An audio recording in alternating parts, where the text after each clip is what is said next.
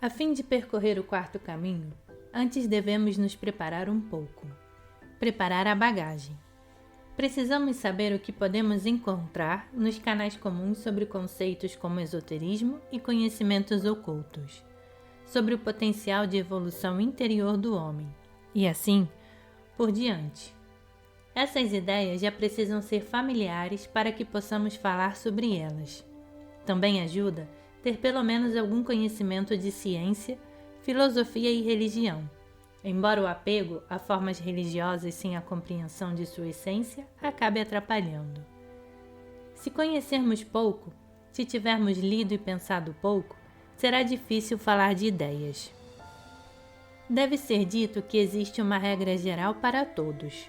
No intuito de tratar com seriedade do quarto caminho, precisamos de desilusão, primeiro com nós mesmos, ou seja, com nossas habilidades, e depois com todos os velhos caminhos. Não poderemos perceber o que esse ensinamento tem de mais valioso se não estivermos desiludidos com nossos próprios esforços e com o fato de nossa busca estar sendo infrutífera. O cientista deve estar desiludido com sua ciência, o religioso com sua religião, o filósofo com sua filosofia, e assim por diante. Mas devemos compreender o que isso significa.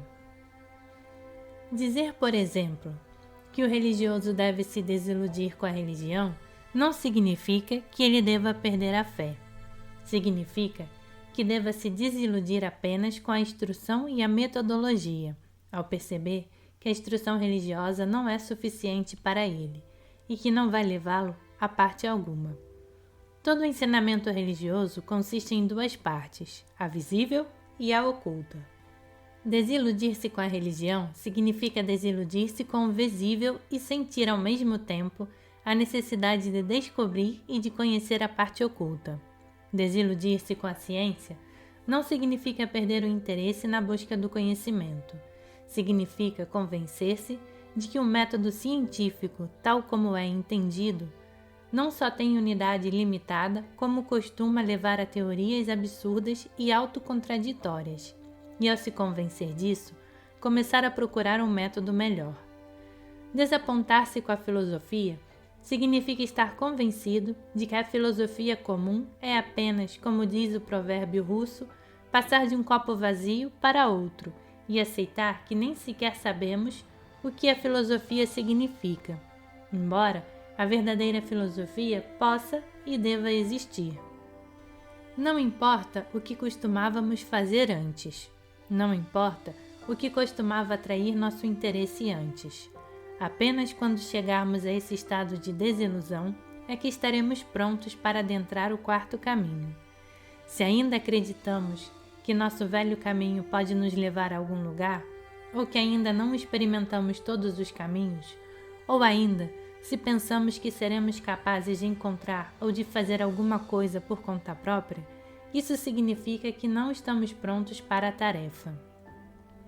Contudo, isso não significa que o quarto caminho exige que abdiquemos a tudo o que estamos acostumados a fazer. Isso é totalmente desnecessário. Em geral, é até melhor que a pessoa continue a ser como sempre foi, mas deve perceber que isso é apenas uma tarefa ou um hábito ou uma necessidade. Não há e não pode haver qualquer escolha das pessoas que entram em contato com os caminhos, inclusive o quarto caminho.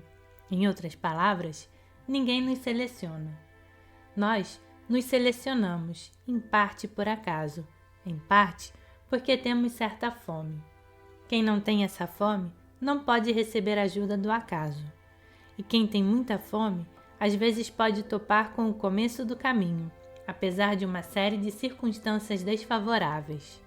Mas, além da fome, a pessoa já deve ter adquirido certo conhecimento, o qual lhe permitirá discernir o caminho. Digamos, por exemplo, que um homem educado, que nada conhece sobre religião, entre em contato com o caminho religioso em potencial. Ele não verá nada e não entenderá nada, interpretando como uma tolice ou uma superstição, embora, ao mesmo tempo, possa ter muita fome intelectual. Isso também se aplica a alguém que nunca ouviu falar das práticas de yoga, do desenvolvimento da consciência e assim por diante. Se essa pessoa entrar em contato com um dos caminhos do yoga, o que ouvir não terá sentido para ela, será algo morto. O quarto caminho é mais difícil ainda. A fim de discernir e valorizar de modo correto o quarto caminho, devemos ter pensado e sentido, e já devemos ter passado, na verdade, pela desilusão com muitas coisas. Talvez não tenhamos trilhado os caminhos do fakir, do monge e do yogi, mas pelo menos deveríamos conhecê-los, avaliá-los e ter decidido que não são para nós. Não é necessário levar isso ao pé da letra, nem termos avaliado e rejeitado os outros caminhos, mas os resultados dessa desilusão precisam estar em nós, a fim de nos ajudar a identificar o quarto caminho. Do contrário, poderemos estar do lado dele sem sequer percebê-lo. Tudo se resume a estarmos prontos para sacrificar nossa liberdade autocentrada. Todos nós lutamos, consciente e inconscientemente, pela liberdade, ou melhor, pelo que imaginamos que seja liberdade. E é isso que mais do que qualquer outra coisa nos impede de conquistar a verdadeira liberdade. Porém, uma pessoa capaz de realizar qualquer coisa, mais cedo ou mais tarde, percebe que sua liberdade é uma ilusão que precisa ser sacrificada. Então, aceitamos voluntariamente condições que não determinamos, sem medo de perder qualquer coisa, pois sabemos que não temos nada a perder. Desse modo, conquistamos tudo. Tudo que era real em nosso entendimento, em nossas propensões, em nossos gostos e desejos, tudo volta para nós, não só com novas coisas, que antes não poderíamos ter, como também com a sensação de unidade e de vontade interior. E, se quisermos resultados reais, devemos aceitar isso não apenas externa, como internamente. Para tanto, é preciso uma boa dose de determinação, e isso, por sua vez, exige a compreensão profunda de que não há outro caminho, de que nada podemos fazer sozinhos, mas que, mesmo assim, é preciso fazer alguma coisa. E não há nada pior do que começar a trabalhar consigo mesmo para depois ter de desistir e encontrar-se sem nada. Seria bem melhor não ter nem começado. E para não ter de começar em vão, ou não correr o risco de se enganar, precisamos testar várias vezes a nossa determinação. O mais importante é determinar até que ponto estamos dispostos a ir, o que estamos dispostos a sacrificar. Quando nos confrontamos com essa questão, a resposta mais fácil é tudo. O fato, porém, é que ninguém pode sacrificar tudo, e que isso nunca pode ser exigido de nós. Devemos definir exatamente o que estamos dispostos a sacrificar, sem fazer barganhas posteriores. Do contrário, estaremos na posição do lobo nesta fábula armênia. Era uma vez um lobo, que havia trucidado muitas ovelhas e deixado muita gente aos prantos. Um dia, por um motivo ignorado, ele sentiu dor na consciência e começou a se arrepender do que fizera na vida. Decidiu que iria mudar e que não comeria mais ovelhas. Depois de tomar sua decisão, procurou um sacerdote e pediu-lhe que organizasse um serviço de ação de graças. O sacerdote começou o serviço e o lobo ficou de pé na igreja, chorando e orando. O serviço religioso continuou. Como o lobo havia devorado muitas ovelhas do próprio sacerdote, ele orou fervorosamente pela reforma do lobo.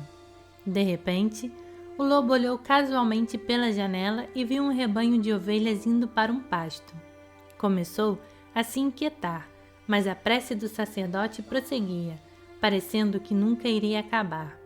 Por fim, o lobo não se conteve e gritou: "Acabe com isso, padre, ou as ovelhas vão sumir e ficarei sem o jantar." Essa fábula descreve muito bem o homem. Estamos dispostos a sacrificar tudo, menos o jantar de hoje. Queremos sempre começar de forma grandiosa, mas o fato é que isso é impossível. É algo além de nossas forças, Precisamos começar com as coisas simples de hoje.